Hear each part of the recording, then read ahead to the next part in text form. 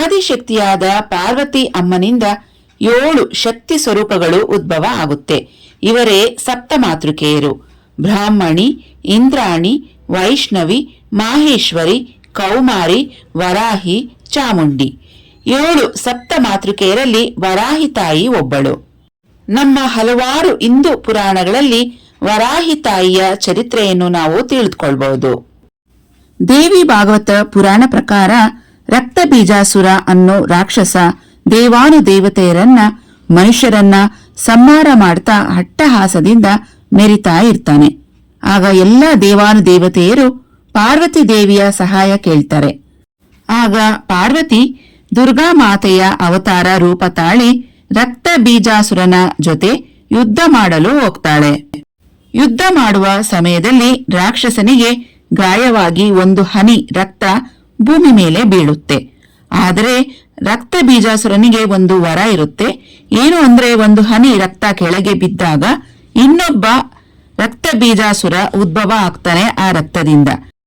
ಹೀಗಾಗಿ ರಕ್ತ ಬೀಜಾಸುರನನ್ನ ಎಷ್ಟು ದೇವಾನುದೇವತೆಯರು ಸಾಯಿಸಕ್ಕೆ ನೋಡಿದಾಗ ಸಾವಿರಾರು ರಕ್ತ ಬೀಜಾಸುರರು ಉದ್ಭವ ಆಗ್ತಾ ಇರ್ತಾರೆ. ಹೀಗಾಗಿ ರಕ್ತ ಬೀಜಾಸುರನನ್ನು ಸಾಯಿಸೋದು ಅಸಾಧ್ಯವಾಗಿತ್ತು. ಆಗ ರಕ್ತ ಬೀಜಾಸುರನ ಸಂಹಾರಕ್ಕಾಗಿ ದುರ್ಗಾ ಮಾತೆ ತನ್ನ ದೇಹದಿಂದ ಸಪ್ತ ಮಾತೃಕೆಯರನ್ನ ಉದ್ಭವ ಮಾಡ್ತಾಳೆ. 7 ದೇವಿಯರು ಕೂಡ ದುರ್ಗಾ ಮಾತೆಯ ಸ್ವರೂಪ. ಆದ್ರೆ ಈ ಮಾತೆಯರಿಗೆ ತಾಂತ್ರಿಕ ಶಕ್ತಿ ಹೆಚ್ಚಾಗಿ ಇರುತ್ತೆ. 7 ಸಪ್ತ ಮಾತೃಕೆಯರು ರಕ್ತ ಬೀಜಾಸುರನ ಸಂಹಾರದಲ್ಲಿ ಸಹಾಯ ಮಾಡ್ತಾರೆ. ಆದ್ರೆ ವರಾಹಿ ತಾಯಿ ಉಗ್ರ ಸ್ವರೂಪ ತಾಳ್ತಾಳೆ. ತನ್ನ ದಂತದಿಂದ ಎಲ್ಲ ರಾಕ್ಷಸರನ್ನ ಸಾಯಿಸುತ್ತಾ ಎಲ್ಲ ಶತ್ರುಗಳ ಹೆಣದ ಮೇಲೆ ಕೂತು ಸಂಹಾರ ಮಾಡ್ತಾ ಇರ್ತಾಳೆ. ರಕ್ತ ಬೀಜಾಸುರ ದ್ವಂದ್ವ ಯುದ್ಧಕ್ಕೆ ದುರ್ಗಾ ಮಾತೆಯನ್ನ ಪ್ರಚೋದಿಸುತ್ತಾನೆ. ಮತ್ತೆ ಆ 7 ದೇವಿಯರು ದುರ್ಗಾ ಮಾತೆಯ ದೇಹದಲ್ಲಿ ಕಲಿತು ರಕ್ತ ಬೀಜಾಸುರನ ಸಂಹಾರ ಮಾಡಿ ಅವನ 1 ರಕ್ತ ಬಿಂದೂನೂ ಸಹ ಕೆಳಗೆ ಬೀಳ್ದಿರೋ ಹಾಗೆ ದುರ್ಗಾ ಮಾತೆ ರಕ್ತವನ್ನ ಕುಡಿದು ರಕ್ತ ಬೀಜಾಸುರನನ್ನ ಸಂಹಾರ ಮಾಡ್ತಾಳೆ. ಹೀಗಾಗಿ ಯಾವುದೇ ಹೊಸ ಅಸುರರು ಹುಟ್ಟಲಿಲ್ಲ. ಹೀಗೆ ಲೋಕವನ್ನ ಹಸುರ ಶಕ್ತಿಯಿಂದ ಮುಕ್ತಗೊಳಿಸಲಾಯಿತು. ಭಾಗವತ ಪುರಾಣ ಪ್ರಕಾರ ಹಿರಣ್ಯಾಕ್ಷ ಎಂಬ ರಾಕ್ಷಸ ಭೂಮಿಯನ್ನ ತುಂಬಾ ಚಿತ್ರಹಿಂಸೆ ಮಾಡ್ತಾ ಇರ್ತಾನೆ. ಈ ರೀತಿ ಹಿಂಸೆ ಮಾಡೋ ಮೊದಲು ವರಾಹಿ ದೇವಿಗೋಸ್ಕರ ಕಠೋರ ತಪಸ್ಸು ಮಾಡಿರ್ತಾನೆ. ಆಗ ವರಾಹಿ ತಾಯಿ ಪ್ರಸನ್ನಳಾಗಿ ಏನು ವರ ಬೇಕು ಅಂತ ಕೇಳಿದಾಗ ಹಿರಣ್ಯಾಕ್ಷ ಅಮರತ್ವ ಬೇಕು ಅಂತ ಕೇಳ್ತಾನೆ. ವರಾಹಿ ತಾಯಿ ಅಮರತ್ವ ಕೊಡೋಕೆ ಸಾಧ್ಯವಿಲ್ಲ ಅಂತಾಳೆ. ಆಗ ಹಿರಣ್ಯಾಕ್ಷ, ಅಮ್ಮ, ನಿನ್ನ ಬಿಟ್ರೆ ನನ್ನ ಯಾರು ಸಂಹಾರ ಮಾಡಬಾರ್ದು ಅಂತ ವರ ಕೇಳ್ತಾನೆ. ಅದಕ್ಕೆ ವರಾಹಿ ತಾಯಿ ಸರಿ ಅಂತ ಒಪ್ಕೋತಾಳೆ. ಆದ್ರೆ ನಾನು ನಿನ್ನ ಭಕ್ತ ಅಲ್ವಾ, ನೀನು ಕೂಡ ನನ್ನ ಸಂಹಾರ ಮಾಡಬಾರ್ದು ಅಂತಾನೆ. ಅದಕ್ಕೆ ಸರಿ ಅಂತ ವಾರಾಹಿ ತಾಯಿ ಒಪ್ಕೋತಾಳೆ. ಇನ್ನು ಈ ವರನ ಬಳಕೆ ಮಾಡಿಕೊಂಡು ಭೂತಾಯಿಯನ್ನ ತುಂಬಾ ಚಿತ್ರಹಿಂಸೆ ಮಾಡ್ತಾ ಇರ್ತಾನೆ. ಆಗ ಹಿರಣ್ಯಾಕ್ಷನ ಸಂಹಾರಕ್ಕಾಗಿ ವರಾಹಿ ತಾಯಿಯಿಂದ ವರಹಸ್ವಾಮಿ ಉದ್ಭವವಾಗ್ತಾನೆ. ವರಹಸ್ವಾಮಿ ವಿಷ್ಣುವಿನ ಅವತಾರ ಅಂತಾನೆ ಹೇಳಲಾಗುತ್ತೆ. ಇನ್ನು ಮತ್ಸ್ಯ ಪುರಾಣದಲ್ಲಿ ಶಿವನ ಬೆವರ ಹನಿಯಿಂದ ಅಂಧಕಾಸುರ ಎಂಬ ರಾಕ್ಷಸ ಹುಡ್ತಾನೆ. ಅಂಧಕಾಸುರ ಬೆಳೆದು ದೊಡ್ಡವನಾದ್ಮೇಲೆ ರಾಕ್ಷಸರೆಲ್ಲರಿಗೂ ಅಧಿಪತಿಯಾಗಿ ದೇವತೆಯರ ಮೇಲೆ ಯುದ್ಧ ಮಾಡೋಕೆ ಶುರು ಮಾಡ್ತಾನೆ. ಆಗ ಅಂಧಕಾಸುರನ ಸಂಹಾರ ಮಾಡೋಕೆ ಶಿವನು ಪಾರ್ವತಿ ದೇವಿಯೊಳಗಿರುವಂತಹ ವರಾಹಿ ತಾಯಿಯನ್ನ ಸ್ಮರಿಸುತ್ತಾನೆ. ಹೀಗೆ ವರಾಹಿ ತಾಯಿ ಮತ್ತೆ ಪಾರ್ವತಿ ತಾಯಿಯ ದೇಹದಿಂದ ಹೊರಗೆ ಬಂದು ಅಂಧಕಾಸುರನನ್ನ ಸಂಹಾರ ಮಾಡ್ತಾಳೆ. ಇನ್ನು ವಾಮನ ಪುರಾಣದ ಪ್ರಕಾರ ದುರ್ಗಾ ಮಾತೆಯು ಸಪ್ತ ಮಾತೃಕೆಯರನ್ನ ಚಂಡಿಕಾ ರೂಪದಿಂದ ಉದ್ಭವ ಮಾಡಿರುತ್ತಾಳೆ. ಆದ್ರೆ ವರಾಹಿ ತಾಯಿ ಮಾತ್ರ ಚಂಡಿಕಾ ಬೆನ್ನಿನ ಭಾಗದಿಂದ ಹುಟ್ಟಿದ್ದಾಳೆ ಅಂತ ಉಲ್ಲೇಖವಾಗಿದೆ. ಹೀಗೆ ಪ್ರತಿ ಸಾರಿ ವರಾಹಿ ತಾಯಿ ಹುಟ್ಟೋದು ಶತ್ರುವಿನ ವಿನಾಶಕ್ಕಾಗಿ ಮತ್ತೆ ಸೇನೆಯರಿಗೆ ಅಧಿಪತಿಯಾಗಿರುತ್ತಾಳೆ.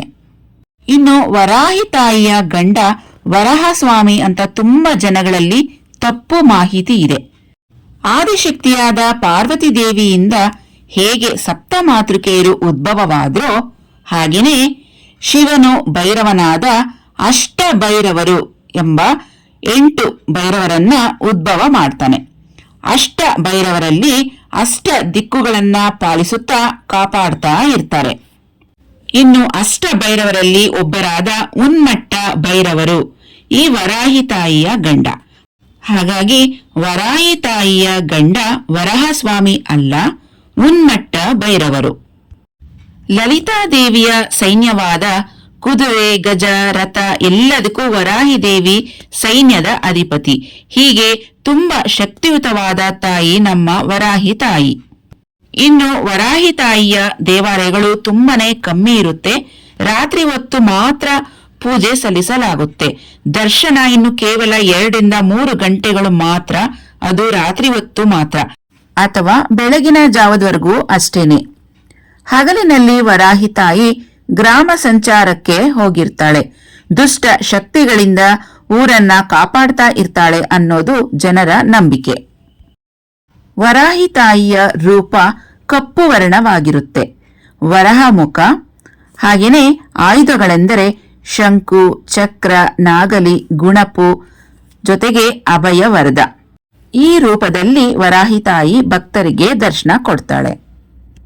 ಇನ್ನು ಕುದುರೆ, ಸಿಂಹ, ಎಮ್ಮೆ, ಹಾವು ಅಮ್ಮನವರ ವಾಹನವಾಗಿರುತ್ತೆ. ಇದರ ಮೇಲೆ ವರಾಹಿ ತಾಯಿ ನಿತ್ಯ ಸಂಚಾರ ಮಾಡ್ತಾಳೆ. ವರಾಹಿ ತಾಯಿ ಉತ್ತರ ದಿಕ್ಕಿನಲ್ಲಿ ಪಾಲಿಸ್ತಾಳೆ ಅನ್ನೋ ಒಂದು ಉಲ್ಲೇಖ ಇದೆ.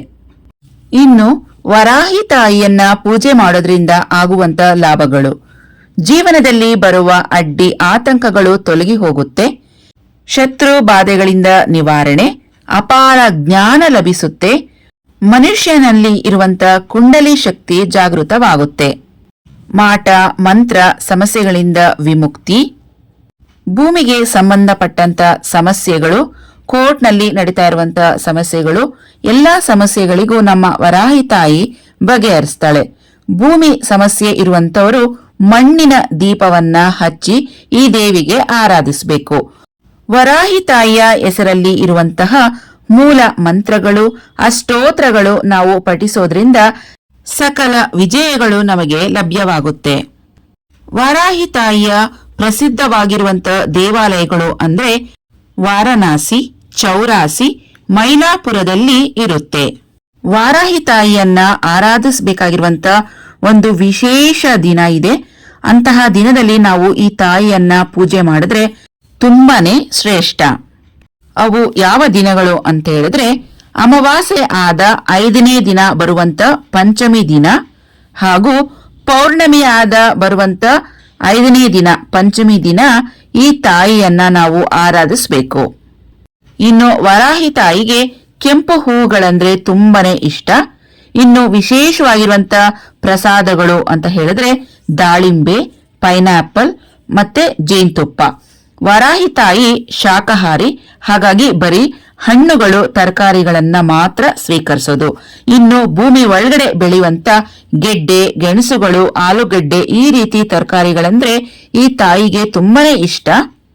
ಭೂಮಿ ಒಳಗಡೆ ಬೆಳೆದಿರುವಂತ ಗೆಡ್ಡೆ ಗೆಣಸನ್ನ ತನ್ನ ಕೊಂಬಿನಿಂದ ತೆಗೆದು ಆಹಾರವನ್ನ ತಿನ್ನುತ್ತೆ ಈ ವರಾಹಿ ತಾಯಿ.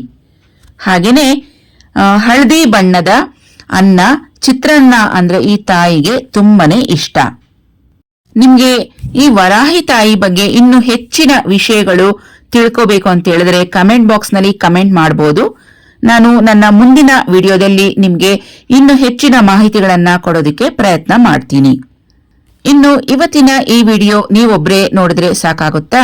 ಇಲ್ಲ, ನಿಮ್ಮ ಸ್ನೇಹಿತರಿಗೆ, ಬಂಧು ಬಾಂಧವರಿಗೆ ದಯವಿಟ್ಟು ಶೇರ್ ಮಾಡಿದ್ರೆ ಅವ್ರಿಗೂ ಸಹ ತುಂಬಾನೇ ಸಹಾಯವಾಗುತ್ತೆ.